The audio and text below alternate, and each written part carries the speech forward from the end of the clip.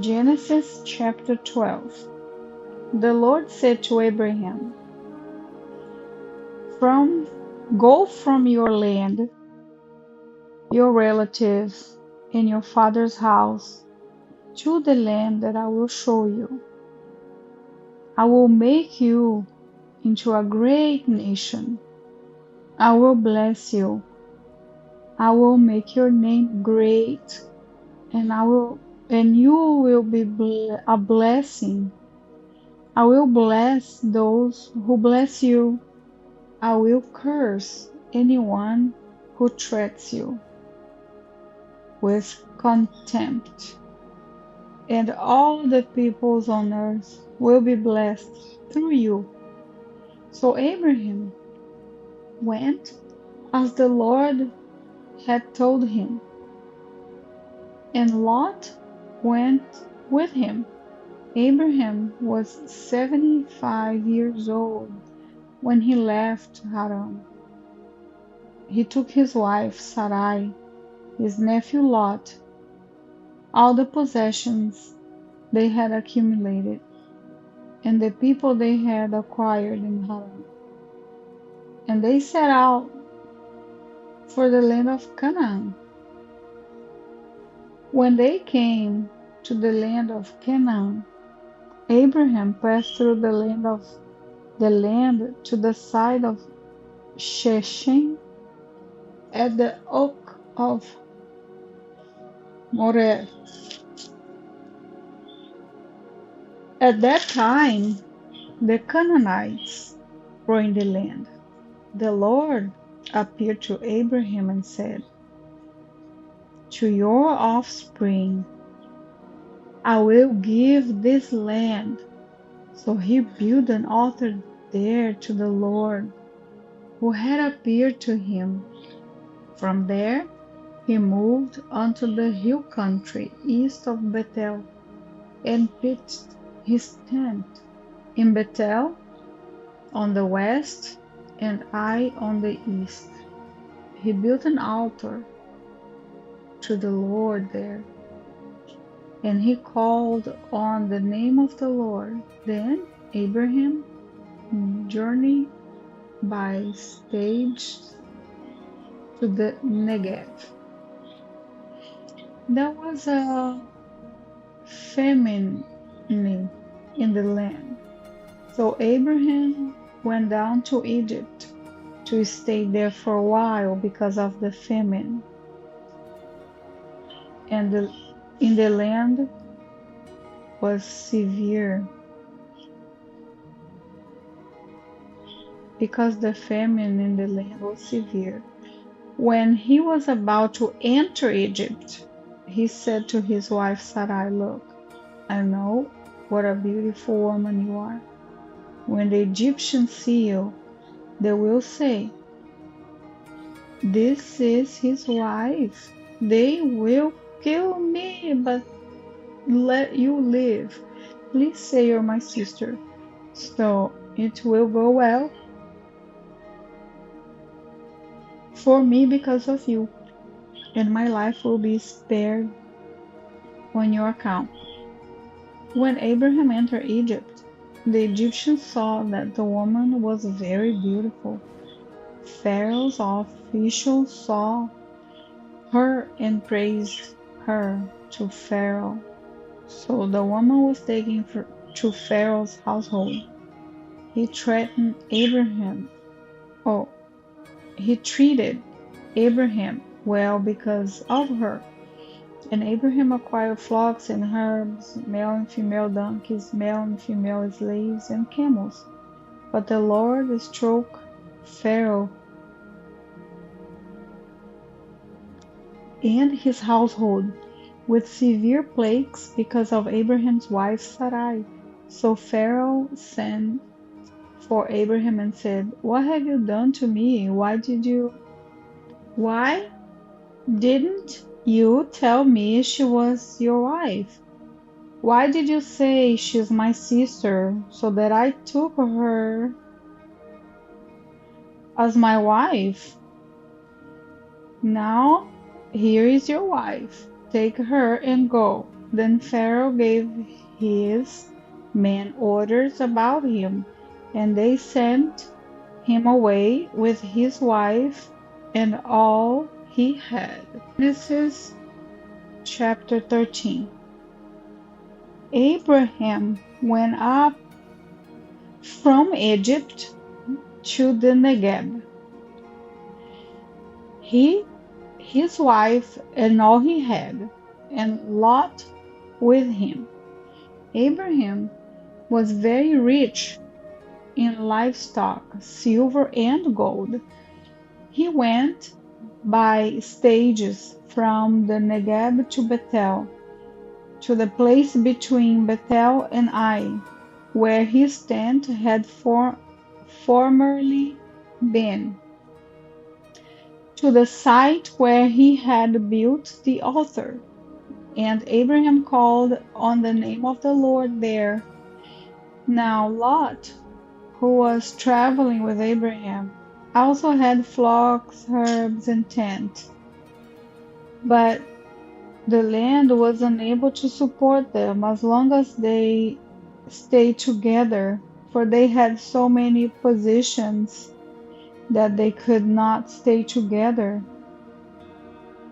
And there was quarreling between the herdsmen of Abraham's livestock and the herdsmen of Lot's livestock. At that time, the Canaanites and the Perizzites were living in the land. So Abraham said to Lot, "Please, let's not have quarreling between you and me, or between your herdsman and my herdsman, since we are relatives. Isn't the whole land before you? Separate from me. If you go to the left, I will go to the right. If you go to the right, I will go to the left." Lot looked out and saw that the entire plain on the Jordan, as far as Zoar, was well watered everywhere like the Lord's garden in the land of Egypt. This was before the Lord destroyed Sodom and Gomorrah. So Lot chose the entire plain of the Jordan for himself.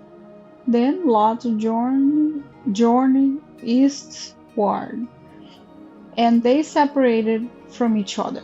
Abraham lived in the land of Canaan, but Lot lived in the cities of the plain and set up his tent near Sodom. Now the men of Sodom were evil, sinning immensely against the Lord. After Lot had separated from him, the Lord said to Abraham, "Look from the place where you are. Look north and south, east and west, for I will give you and your offspring forever all the land that you see. I will make your offspring like the dust of the earth, so that if anyone could count the dust of the earth, then your offspring could be counted. Get up and walk around the land through its length and width, for I will give it to you." So Abraham moved his tent and went to live near the oaks of Mamre at Hebron, where he built an altar to the Lord. Genesis chapter 14. In those days, King Amraphel of Dinah, King Ariosh of Elazar, King Sedorlaomer of Elam, and King Tidal of Goim waged war against King Bera of Sodom, King Birsa of Gomorrah, King Shinab of Admah, and King Shemeber of Zeboim, as well as the king of Bela that is Zoar.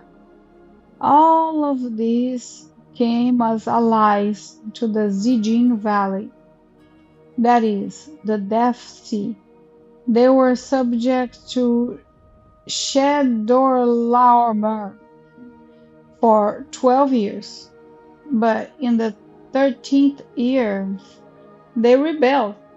In the 14th year, Chedorlaomer and his kings who were with him came and defeated the Rephaim in Asterot, Karnaim, and the Zuzim and Ham, the Emim in Seva, Kiriataim, and the Horites in the mountains of Zeir, as far as El Paran by the wilderness.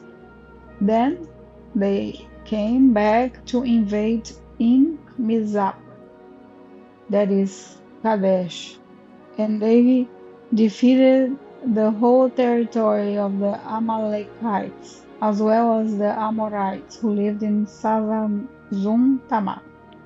Then the king of Sodom, the king of Gomorrah, the king of Admah, the king of Zeboim, and the king of Bela, that is Zoar, went out and lined up for battle in Siddim Valley against King Chedorlaomer of Elam, King Tidal of Goim, King Araphel of Shinar, and King Ariosh of Elazar.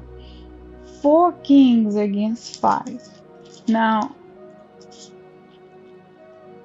the Siddim Valley contained many asphalt pits, and as the kings of Sodom and Gomorrah fled, some fell into them, but the rest fled to the mountains. The 4 kings took all the goods of Sodom and Gomorrah and all their food and went on. They also took Abraham's nephew Lot and his possessions, for he was living in Sodom, and they went on. One of the survivors came and told Abraham, the Hebrew, who lived near the oaks belonging to Mamre and Amorite, the brother of Eshcol, and the brother of Aner. They were bound by the treaty of Abraham. When Abraham heard that his relative had been taken prisoner, he blessed his 318 trained men born in his household, and they went in pursuit as far as Dan. And he and his servants deployed against them by night, defeated them, and pursued them as far as Hobah, in the north of Damascus. He brought back all the goods and all his relatives, Lot and his goods, and as well as the woman and the other people. After Abraham returned from defeating Chedorlaomer and the kings who were with him, the king of Sodom went out to meet him in the Saveh Valley, that is, the King's Valley. Melchizedek, king of Salem, brought out bread and wine. He was a priest to God Most High. He blessed him and said, Abraham is blessed by God Most High, creator of heaven and earth, and blessed be God Most High, who has handed over your enemies to you. And Abraham gave him a tenth of everything. Then the king of Sodom said to Abraham, Give me the people, but take the possessions for yourself. But Abraham said to the king of Sodom, I have raised my hand on the oath to the Lord God Most High, creator of heaven and earth, that I will not take a thread or sandal strap of anything that belongs to you. So you can never say, I made Abraham rich. I will take nothing except what the servants have eaten. But as for the share of the man who came with me, Aneh, Escol, and Manheh, they can take their share. Genesis chapter 15. After these events, the word of the Lord came to Abraham in a vision. Do not be afraid, Abraham. I am your shield. Your reward will be very great. But Abraham said, Lord God, what can you give me since I am childless, and the heir of my house of Eliezer of Damascus? Abraham continued, Look, you have given me no offspring, so a slave born in my house will be my heir. Now the word of the Lord came to him, This one will not be your heir. Instead, one who comes from your own body will be your heir. He took him outside and said, Look at the sky and count the stars, if you are able to count them. Then he said to him, Your springs will be that numerous. Abraham believed the Lord, and he credited it into him as righteousness.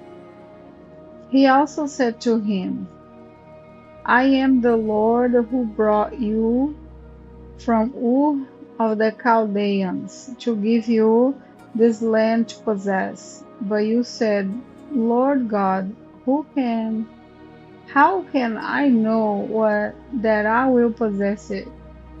He said to him, Bring me a 3-year-old cow, a 3-year-old female goat, a 3-year-old hen, a turtle dove, and a young pigeon. So he brought all this to him, cut them in half, and laid the pieces opposite each other. But he did not cut the birds in half. Birds or prey came down on the carcasses, but Abraham drove them away. As the sun was setting, a deep sleep came over Abraham, and suddenly great terror of darkness descended on him. Then the Lord said to Abraham, Know this for certain, your offspring will be resident aliens for 400 years in the land that does not belong to them. He will be enslaved and oppressed. However, I will judge the nation they serve, and afterwards they will go out with many possessions. But you will go to your ancestors in peace and be buried at a good old age. In the fourth generation, they will return here, for the iniquity of the Ammonites has not yet reached its full measure. When the sun had set and it was dark, a smoke fire pot and a flaming torch appeared and passed between the divided animals. On that day the Lord made a covenant with Abraham. I give this land to your offspring, from the brook of Egypt to the great river, the Euphrates River, the land of the Kenites, Kenizzites, Kadmonites, Eterites, Perizzites, Rephaim, Amorites, Canaanites, Girgashites, and Jebusites.